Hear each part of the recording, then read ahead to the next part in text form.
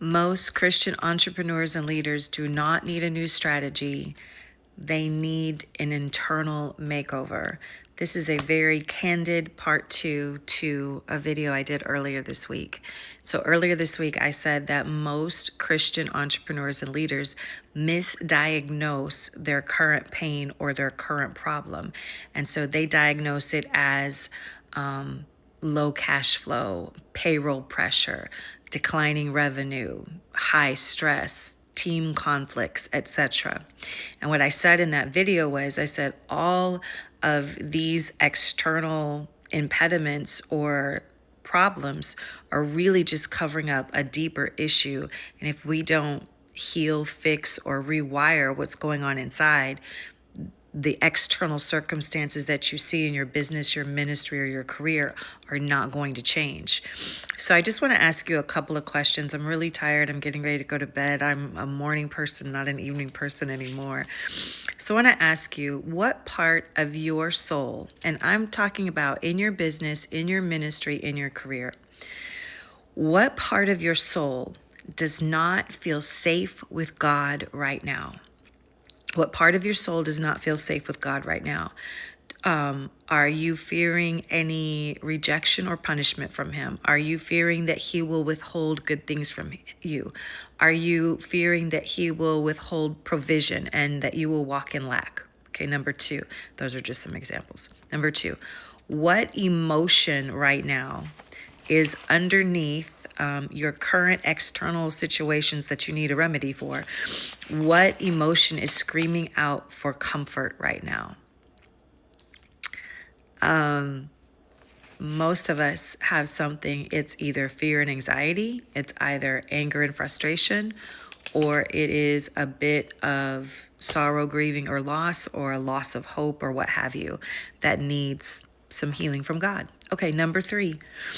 Where do you feel that God has disappointed you? Where do you feel that God has disappointed you? Do you feel like God has not helped you to create consistent cash flow in your business? Do you feel that he hasn't shown up for you in specific ways? And how is that creating in you the inability to trust him in your business, in your ministry, in your career? Number 4, where are you acting like an orphan? I'm going to explain that. Orphans, if you really think about it, orphans are children that have no parents or caretakers that take care of them, right? Most orphans are angry, panicked, full of depression and oppression. They feel alone, they feel scared, they feel confused. Like that's the way most orphans feel. That's what their internal makeup is. Where are you operating in that type of mindset or emotional space? And then number 5, what areas of your identity need to be restored? So if what you are seeing in your external circumstances, like you're not going to fix them by trying to fixing them externally. You have to start internally. So what area of your identity needs to be restored? If it's in your business, your ministry, or your career, do you need to see yourself as a favored, highly cherished, like a favored business man or businesswoman? Like, do you need to see yourself as the apple of your heavenly Father's eye? Do you need to see yourself as fully financed from the treasuries of heaven because you are an heir of God and a joint heir with Christ? Do you need to see yourself as so esteemed and cherished and precious to God that you walk in uncommon favor in everyday life and in your business, your ministry, your career?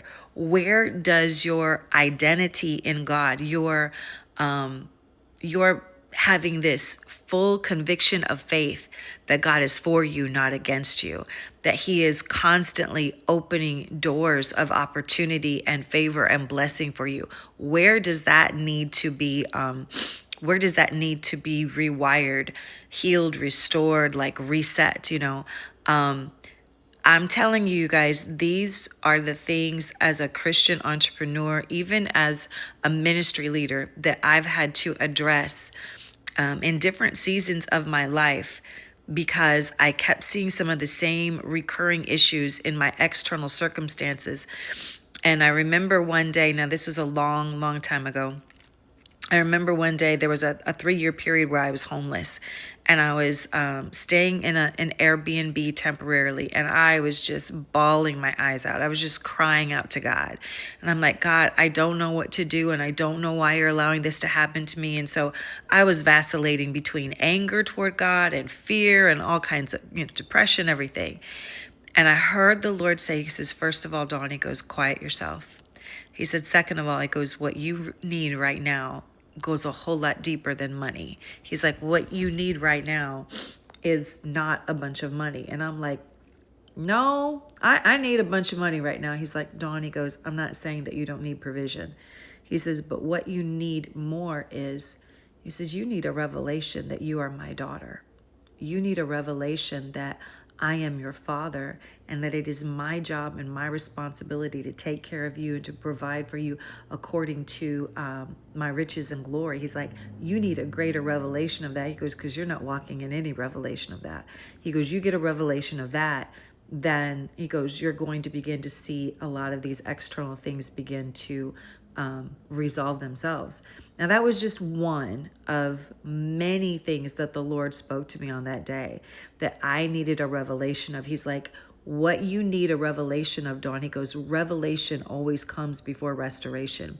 He says, so if you just keep trying to fix the external problem, you're just going to keep living in the same mess, because what's wrong is deeper than your external circumstances. All right, you guys, if that shed some light for you, if that helped you, first of all, drop me a comment and just say, that's me, and like wave at me or something. Say, that's me.